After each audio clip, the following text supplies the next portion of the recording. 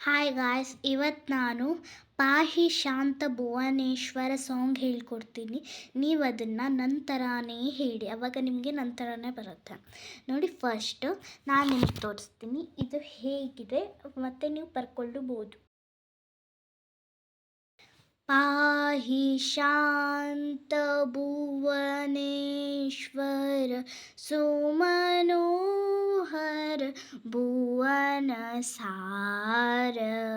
पाहि शान्त भुवनेश्वर सुमनोहर भुवनसार पापहार आनंद सार निखर दूर भव संहार निखर दूर भव संहार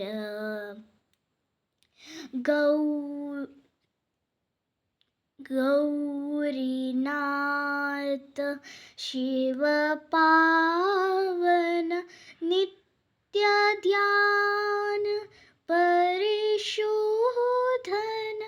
देव देव अघनाशन शमे धम विभु सौमुख्य सार शमे धम विभु सौमुख्य सार पाहि शांत भुवनेश्वर सुमनोहर भुवनसार पाहि शांत पाहि शांत पाहि शांत Bhubaneswar सुमनोहर भुवनसार. Thank you for watching my videos. Like and subscribe to my channel.